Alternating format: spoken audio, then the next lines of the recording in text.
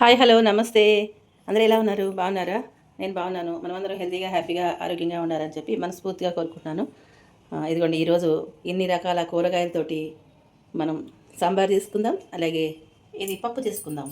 ఇదిగోనండి, ఇది సొరకాయ టమాటో వేసి పప్పు చేస్తా, కమ్మటి పప్పు చేసేయడానికి పెట్టుకున్నాను. అలాగే సాంబార్ అండి, ముక్కలు అన్నీ వేసుకుని సాంబార్ అనమాట. మీ దగ్గర ఏ ముక్కలు ఉంటే ఆ ముక్కలు వేసుకోవచ్చు. నేను మొన్న సాంబార్ పెట్టాను. సాంబార్ పెట్టినప్పుడు ఒక వారం రోజుల క్రితం పెట్టాలండి. దేవీ నవరాత్రుల్లో సాంబార్ పెట్టానమాట. ఉల్లి వెల్లుల్లి లేకుండా చాలా బాగా నచ్చింది మా వారికి. చాలా చాలా బాగుందనమాట. అని మళ్ళీ ఇంకొకసారి పెట్టవాలంటే సాంబార్ అని అడిగారు. అందుకని మళ్ళీ ఈరోజు పెడుతున్నాను. కాకపోతే ఈరోజు ఉల్లిపాయ వెల్లుల్లిపాయ వేసి చేస్తున్నాను. మొన్న పండుగలు కాబట్టి అట్లా చేయలేదు, ఉల్లి వెల్లుల్లి వేయలేదు. పండుగలు కాదు కాబట్టి ఇప్పుడు ఈ ఉల్లి వెల్లుల్లితోటి చేస్తున్నాను అనమాట. ఆ ఉల్లి వెల్లుల్లి లేకుండా చేసింది సూపర్, చాలా చాలా బాగుందండి. ఇప్పుడు మరి ఇలా వేస్తున్నాను కదా, వేస్తే ఇది కూడా చాలా బాగుంటుంది. కాబట్టి అలా చేసుకునేవాళ్ళు అలా చేసుకోవచ్చు, ఇలా చేసుకునేవాళ్ళు ఇలా కూడా చేసుకోవచ్చు అనమాట. దీంట్లో పప్పు అనేది ఏం వేయనండి. పప్పు లేకుండా చేసిన సాంబార్ అనమాట. మొన్న కూడా అట్లనే చేశాను. సాంబార్ పొడి ఉంటుంది కదండి, సాంబార్ పొడి అలాగే కొబ్బరి మిక్సీలో వేసేసుకుని కాస్త పలుచగా మిక్సీలో వేసేసుకుని దోశల పిండి మాదిరిగా ఇది ఉడికించిన తర్వాత దీంట్లో వేసుకోవాలన్నమాట. దీంట్లో ఎటు మనం పప్పు చేస్తాం కాబట్టి ఇంకా దీంట్లో సాంబార్లో పప్పు వేయను. అయితే ఇదిగోండి, ఇది చింతపండు.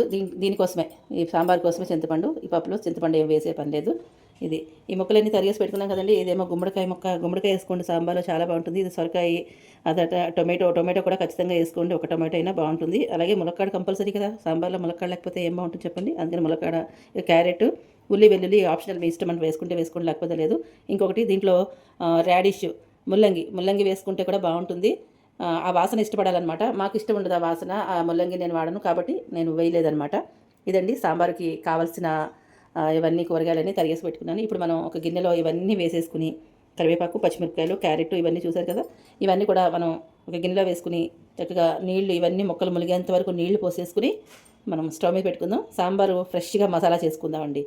మొన్నైతే సాంబార్ మసాలా ఇంట్లో హోమ్ మేడ్ ఎప్పుడు ఉంటుంది కాబట్టి అది వేసి చేసేసాను. ఇప్పుడు మీకు ఫ్రెష్గా చేసి చూపిస్తాను. అలా చేసుకుంటే అదిరిపోతుంది అనమాట. ఇంగువ అయితే దగ్గర పెట్టుకోండి. ఇంగువ అయితే కంపల్సరీ కావాలన్నమాట. రెండింటిలోనూ ఇంగువ వేస్తేనే బాగుంటుంది. సో ఇప్పుడు మనం ఇవన్నీ కూడా ఈ ముక్కలన్నీ తీసేసి నేను ఒక గిన్నెలో వేసుకుని మీకు చూపిస్తాను. ఈ చింతపండు రసం తీసుకుని పెట్టుకోండి. సాంబార్లోకి కొంచెమే చింతపండు వేసుకోవాలి. మరీ ఎక్కువ వేసుకుంటే పులుసులాగా ఉంటుంది, సాంబార్లాగా ఉండదు. కాబట్టి కొంచెమే పులుపు వేసుకుంటే బాగుంటుంది అనమాట. ఎటు మనం టొమాటోలు వేసాం కాబట్టి. ఇవన్నీ ముక్కలన్నీ నేను ఈ గిన్నెలో వేసుకున్నా. అయితే ఇప్పుడు మనం దీనికి సరిపడా ఉప్పు వేసుకుందాం. ముక్కల్లో మనకి ఉప్పు లేకపోతే, ఉప్పు అంటకపోతే బాగుండదు కదండి. అందుకని ఉప్పు సరిపడా వేసుకుందాం. తర్వాత చూసుకుని మళ్ళీ అడ్జస్ట్ చేసుకోవచ్చు. ముందు కొంచెం వేసుకోండి. కొంచెం ఉప్పు పసుపు వేసేసుకుని ఇప్పుడు సరిపడా నీళ్ళు పోసేసుకుని ఇది స్టవ్ మీద పెట్టేద్దాం. అలా ఉడుకుతూ ఉంటుంది. ముక్కలన్నీ చక్కగా ఉడికిన తర్వాత అప్పుడు దీని సంగతి చూద్దాము. ఇదిగోండి, దాదాపు 1 లీటర్ నీళ్ళు, ముక్కలు ఇక్కడ దాకా నీళ్ళు పోసేసాను. ఇది బాగా ఉడకాలన్నమాట. ఇలా స్టవ్ మీద పెట్టేద్దాం.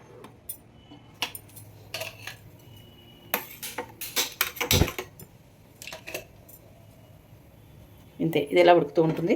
ఈ పులుసు ఉడికేలోపు ఏం చేద్దామంటేనండి, మనం సాంబార్ మసాలా వేయించుకుందాము.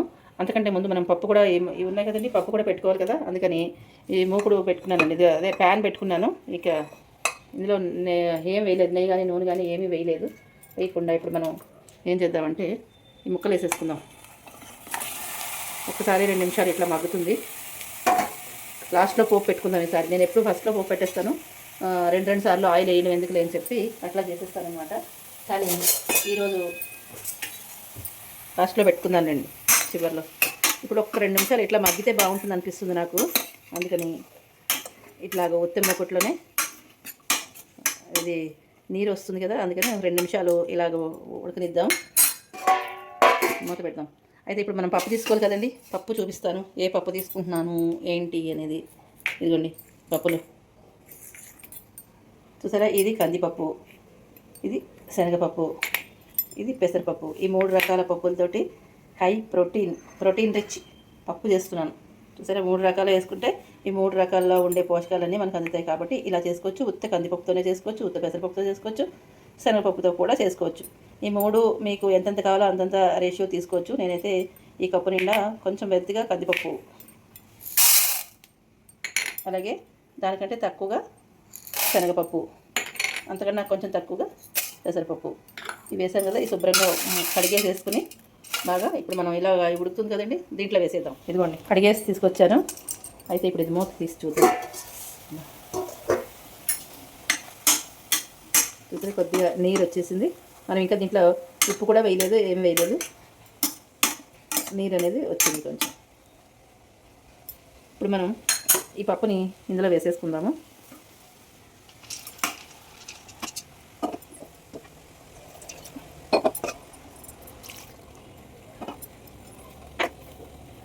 సరిపడా ఉప్పు ఎప్పుడు తగ్గించే వేసుకోండి ఫ్రెండ్స్ ప్లీజ్, ఎందుకంటే ఉప్పు ఎక్కువైపోతే మళ్ళీ మనం తినలేం కదా. పసుపు, నీళ్ళు కూడా కొంచెం సరిపడా చూసుకుని పోసుకుని కుక్కర్ మూత పెట్టేసుకుని ఒక 5 to 6 విజిల్స్ వచ్చినా పర్వాలేదు, అలా ఉడికిపోతుంది అనమాట. మనం చివరిలో పోపు అయితే పెట్టేసుకుందాము. ఇప్పుడైతే నేను మూత పెట్టేసుకుని 5 to 6 విజిల్స్ వచ్చిన తర్వాత ఆపేస్తాను.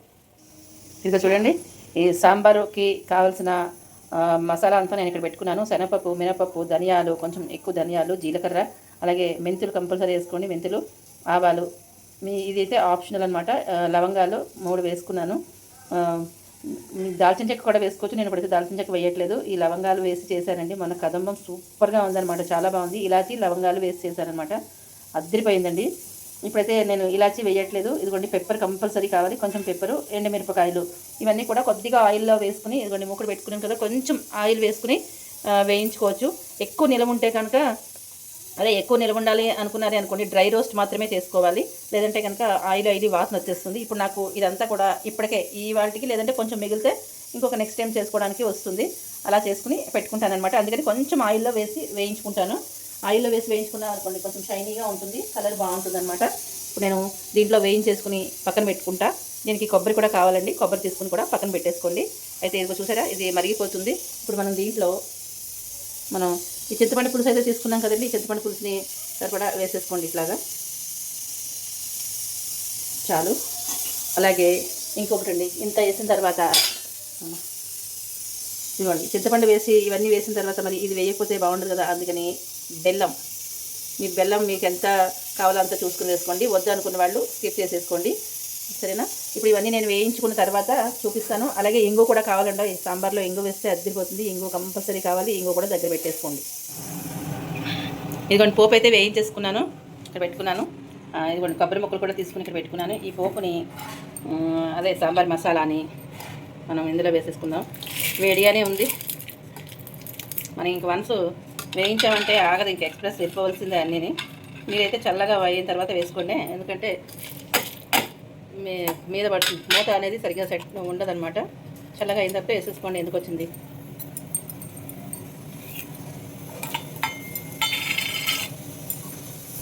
ఆగండి మర్చిపోయాను. ఇది ఒకటి వేసిన తర్వాత అసలైంది, ఇది వేయకపోతే ఎలా చెప్పండి. ఇంకో వేసుకోవాలి కదా, ఇంకా వేడివేడిగానే ఉంది కాబట్టి వేడివేడిగా మనం పైన ఇలా వేసేసుకుందాం. మళ్ళీ పోపులో కూడా వేసుకుందానండి. ఇదిగోండి మరి అలిగింది కదా, ఇప్పుడు మనం నీళ్లు పోసుకుని ఇలా పలుచగా వేసుకోవాలన్నమాట. ఇదిగోండి ఇలా వేసేసుకోవాలన్నమాట. మనం ఇలా కొద్దిగా నీళ్ళు కూడా వేసుకోవచ్చు. మనం ఇదంతా మరిగే దాంట్లో వేసేసి ముక్కల్లో మళ్ళీ కొంచెం నీళ్ళు తోచుకుని పోసేసుకోవచ్చు అనమాట. ఇప్పుడు ముక్కలు ఉడికాయి లేదా చూద్దాం.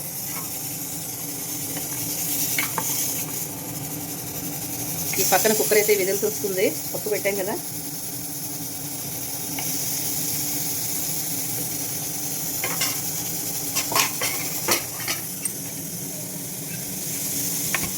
ఇదిగోండి అయితే ముక్కలు అయితే ఉడికిపోయినాయి చక్కగాను. మనం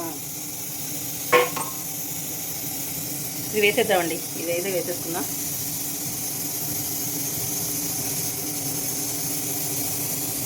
కొద్దిగా నీళ్ళు పోసి తొలిచేసి మరీ పోసేస్తాను.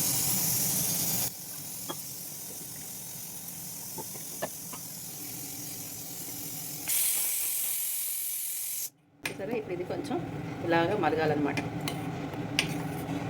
మరిగితే ఉంటుంది చూడండి, అసలు అద్దరిపోతుంది. ఇప్పుడే కొంచెం మీరు ఉప్పు చెక్ చేసుకోండి, సాల్ట్ చెక్ చేసేసుకొని అలా మరగనిచ్చాలి అనుకోండి. కావాలంటే కొద్దిగా నీళ్ళు కూడా పోసుకోవచ్చు, కాసని నేను చూసి పోస్తాను. ఇలా మరిగిన తర్వాత మరుగుతూ ఉంటే మళ్ళీ చూపిస్తాను. పప్పు కూడా అయిపోవచ్చింది, ఆపిస్తాను. ఇదిగోండి పప్పు కుక్కర్ అయితే తీసి పక్కన పెట్టేసుకున్నాను. అది తొందరగా కూల్ అవుతుందని చెప్పి చల్లగా అయితే మనం పోపు పెట్టుకోవాలి కదా, అందుకని పోపుకి ఏం కావాలి అనేది ఇదిగో చూపిస్తున్నాను. పప్పులోకి పోపు అనమాట. కొద్దిగా అంటే ఒక చుక్క ఆయిల్ వేసుకోవాలి. వేసుకున్న తర్వాత ఇదిగోండి ఆవాలు చిట్టుపట్లాడిన తర్వాత మినపప్పు, జీలకర్ర, ఎండుమిరపకాయలు, పైన ఎప్పుడు నేను కరివేపాకు వేస్తాను కాబట్టి కొంచెం కరివేపాకు, అలాగే కంపల్సరీ ఇంగువండోయ్, ఇంగువ అయితే కావాలి కాబట్టి ఇది కొంచెం ఆయిల్లో ఈ పోపు పెట్టేసుకుని పక్కన పెట్టుకుంటా. కుక్కర్ చల్లగా అయిన తర్వాత మనం దాంట్లో కలిపేసుకోవచ్చు. ఇది ఈ పోపు అనమాట. మనం మరి దీంట్లో కూడా పోపు పెట్టుకోవాలి కదండి. సాంబారు మరిగిపోతుంది చూసారా. సాంబార్లోకి కూడా పోపు పెట్టుకోవాలి కాబట్టి ఇదిగోండి సాంబార్లోకి పోపు అనమాట. ఆవాలు, మెంతులు, జీలకర్ర 3 కలిపినవి పోపు అనమాట. ఇదిగోండి ఎండుమిరపకాయలు, దీంట్లోకి సేమ్ కరివేపాకు, అలాగే ఇంగువ. ఈ ఇంగువ రెండింటికి పనికొచ్చే ఇంగువ అనమాట. ఇదండి, ఇవన్నీ పోపు పెట్టేసుకుని చూపిస్తాను. ఇదిగోండి సాంబార్కి పోపు అనమాట. ఇది పప్పులోకి పోపు వేయించేసుకున్నాను.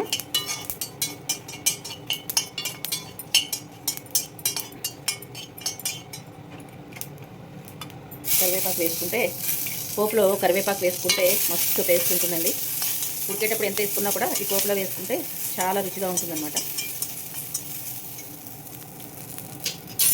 స్టవ్ ఆపేస్తాను. ఇలా ఇప్పుడు ఏం చేస్తానంటే కొంచెం ఇంగువ వేసాను అన్నమాట. దీంట్లో కూడా ఇంగువ వేసానండి. దీంట్లో కూడా ఇంగువ వేసాను. దీంట్లో కూడా ఇప్పుడు ఇంగువ వేసుకుని ఇలా కలిపేసుకుందాం. కాబట్టి ఇది మరిగిపోయింది కదా. మరిగిపోయిన తర్వాత మనం పోపు పైన వేసేసుకుందాం.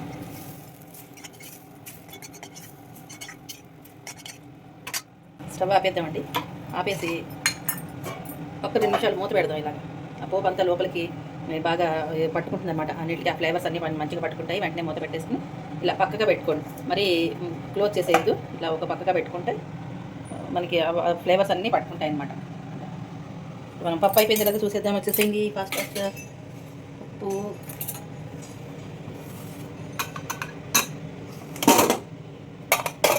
వావ్, ఉడికిపోయింది పప్పు. మీకు వేసుకోవాలి అనుకుంటే కనుక సాంబార్లో ఈ పప్పు నీళ్ళు కొంచెం ఎక్కువ అయిపోతాయి కదండి. నీళ్ళు ఉంటాయి కదా, ఆ పప్పు నీళ్ళు సాంబార్లో పోసుకోవచ్చు. నేనైతే ఇంకేమీ పోయలేదు, ఇలానే ఉంచుకున్నా.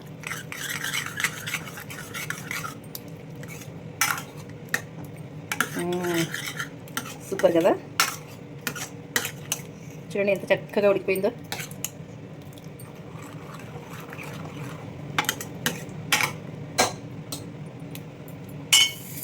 ఇప్పుడు ఈ పోపుని ఇందులో వేసేసుకుందామండి చక్కగా.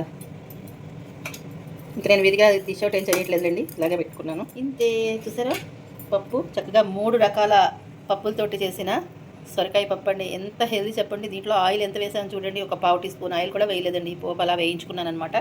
జస్ట్ పోపు కోసమే అంతే. మనకి ఆయిల్ పెద్దగా ఎక్కువ ఆయిల్ వేసేసుకోవాలని ఏం లేదండి. ఇట్లా రుచిగా ఉంటుంది, హెల్దీ కూడా. ఇలా చేసుకుంటే ఎక్కువ ఆయిల్ వాడకండి, మంచిది కాదు. కొద్దిగా వాడుకోండి మోతాదులోను. సాంబార్ కూడా తీసి నేను ఇక్కడ పెట్టేస్తాను. పెట్టి 2 మీకు చూపిస్తాను, సరేనా. ఇదిగోండి ఫైనల్గా మనం చేసిన 2 రకాల పదార్థాలు ఇక్కడ పెట్టుకున్నాను. ఇదేమో కమ్మటి పప్పు, 3 రకాల పప్పులతో చేసిన కమ్మటి పప్పు అండి. అద్దరిపోతుంది, సూపర్గా ఉంటుందన్నమాట. మీరు కూడా ఇలా చేసుకోండి. అన్ని రకాల పప్పులు అన్ని రకాల్లోనూ ఉన్న పోషకాలన్నీ కూడా మనకు అందుతాయి అన్నమాట. ఒకటే రకం కాకుండా అన్ని రకాలు కొద్దిగా కలుపుకొని చేసుకుంటే హెల్దీ. అలాగే ఇదిగోండి ముక్కలతోటి, అన్ని రకాల ముక్కలతో చేసిన సాంబార్ అనమాట. మనం దీంట్లో పప్పు వేయలేదు, పప్పు ఉడికించే వేయలేదు. Sambar powder, home made sambar పౌడర్తో చేసిన సాంబార్ అనమాట. దీంట్లో ఉల్లి వెల్లుల్లి వేసాను. మీకు వద్దనుకున్న వాళ్ళు ఉల్లి వెల్లుల్లి స్కిప్ చేసుకుని చేసేసుకోండి, సరేనా. ఇంత మంచి హెల్దీ రెసిపీస్ అన్నీ చూపిస్తున్నాను ఫ్రెండ్స్. దీంట్లో ఆయిల్ ఎంత పట్టిందో చెప్తాను. దీంట్లో మొత్తం 1/2 టీ స్పూన్ కంటే తక్కువ ఆయిల్ పట్టిందండి. దీంట్లో ఒక 1/4 టీ స్పూన్ ఆయిల్. మొత్తం మీద మనం రెండింటికి కలిపి ఎంత ఒక 1 టీ స్పూన్ ఆయిల్ కూడా వాడలేదండి. చాలా తక్కువగానే వాడుకున్నాము. ఇలా హెల్దీగా చేసుకోవాలన్నమాట. మన ఇంట్లో రెసిపీస్ అన్నీ కూడా ఇలా హెల్దీ రెసిపీసే ఉంటాయి. నచ్చినట్లయితే మరి లైక్ చేయండి, షేర్ చేయండి, సబ్స్క్రైబ్ చేయండి, అలాగే హైప్ కూడా ఇవ్వండి. మరొక మంచి రెసిపీస్ తోటి, హెల్దీ రెసిపీస్ తోటి మళ్ళీ మీ ముందుకు వచ్చేస్తాను. ఇంకా సబ్స్క్రైబ్ చేసుకోకపోతే సబ్స్క్రైబ్ చేసుకుని చూసే ప్రయత్నం అయితే చేయండి. ఇదైతే ఇడ్లీ, దోశ, పూరి, తర్వాత ఇంకా మీరు దేంట్లో రైస్లోకి బాగుంటుంది, వడల్లోకి ఇంకా అద్భుతం ఉండో, సూపర్గా ఉంటుంది. చూసారా, సాయంత్రానికైనా సరే ఇలా పలచగానే ఉంటుంది. అది చిక్కపడిపోకుండా ఉంటుంది అనమాట. పప్పు వేస్తే చిక్కపడిపోతుంది. పప్పు లేకుండా చేస్తాం కాబట్టి ఇలాగా చిక్కపడకుండా ఇలాగే ఉంటుందన్నమాట. తినడానికి చాలా బాగుంటుంది. అన్నట్టు ఇంకొకటి చెప్పాలండోయ్, నేనైతే దీంట్లో లవంగాలు వేసుకున్నాను. నాకైతే టేస్ట్ సూపర్గా నచ్చింది, అదిరిపోయింది. మీకు వద్దు అనుకున్న వాళ్ళు అవి లవంగాలు స్కిప్ చేసేసుకోండి, ఓకేనా. మిగతాదంతా సేమ్ టు సేమ్. ఇదండి, ఉంటాను. మరొక మంచి హెల్దీ రెసిపీస్ తోటి మళ్ళీ మీ ముందుకు వచ్చేస్తానే. బాయ్. సపోర్ట్ చేయండి అబ్బా.